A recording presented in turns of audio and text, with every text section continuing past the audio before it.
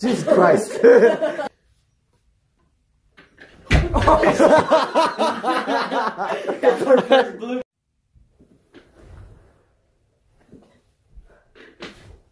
Today I won't be telling you how the Americans cooked meat on bayonets during the American Revolution, but I will tell you about three of the most important revolutions of the West: the American, Haitian, and Brazilian. Revolutions have changed the political and social aspects of countries in many ways to this day and still continue to do so.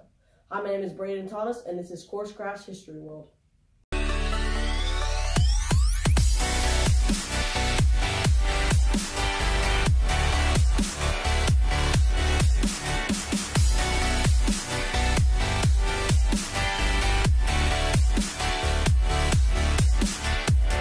Revolutions are actually a complicated process with many factors, so let's go over them. Most revolutions have been simplified into the anatomy of a revolution created by Britain. In this model, there are 6 stages that resemble a revolution, unless you're Brazil. The first stage is problems with old regimes, which resemble economically weak government deficits, need for high taxes, and politically weak governments. Usually the governments are ineffective and cannot enforce policies. There are also intellectual influences, reform speaking out, class antagonism, conflict between the old regime and the ideologies.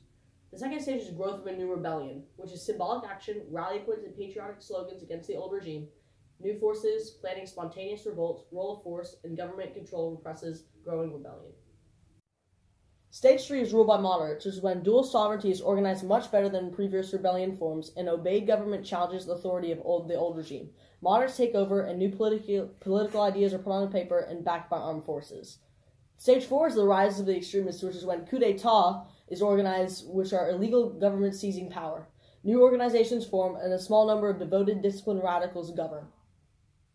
Stage 5 is terror of realization, which is forced conformity, punishment, and execution, spreading the ideologies of the revolution to the masses, causes of terror, habitual violence, pressure of war, economic crisis, social class struggle, and ideological struggle. And finally, Stage 6, which is the healing period, which is when revolutionary fever declines, rebels granted oath of amnesty, and repression of radicals continued. Reconciliation by key groups and return to normal lifestyles, reestablishment of the status quo. These are the stages which generally represent all revolutions.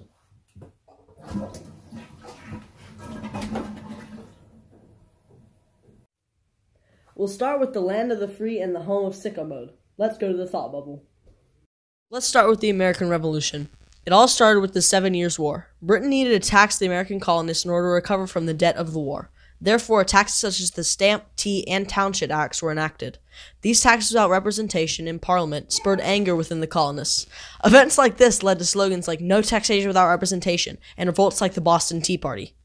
The hatred for Great Britain led to the Olive Branch Petition, emergence of the Sons of Liberty, and the formation of the Continental Army by George Washington, who played a key role in the fight for independence. Soon after, the Americans wrote the Declaration of Independence, which declared that the 13 colonies were no longer under British rule. This angered the British, causing the battles of Lexington and Concord. This chain of events led to the full-scale war and rise of the extremists in the name of freedom. Acts of violence like tarring and feathering and all-out war between colonists in Great Britain, like occasions like Valley Forge and Bunker Hill. After years of war, the American colonists prevailed and had fully declared independence in the signing of the Treaty of Paris. This victory led to the writing of the Articles of Confederation and the U.S. Constitution. Now let's talk about the Haitian Revolution. It all started when the Haitians realized how badly they were being treated. So, after the French Revolution, a new man came into power, Napoleon Bonaparte. Now, this isn't going to be confused with the tater-tot munchin', lard-lovin' Napoleon Dynamite. And now for the open letter.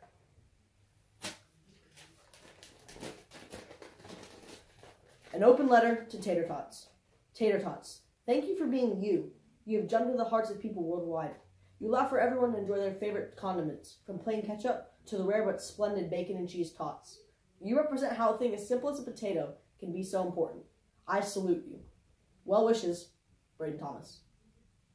So Napoleon made all these new laws that outlawed slavery in France, but not in Haiti. So the Haitian slaves got upset that there were high racial tensions between the slaves and the plantation owners, or in layman's terms, blacks and whites.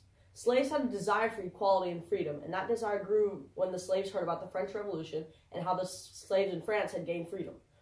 Documents like Code Noir that had made slaves think about how they could achieve independence.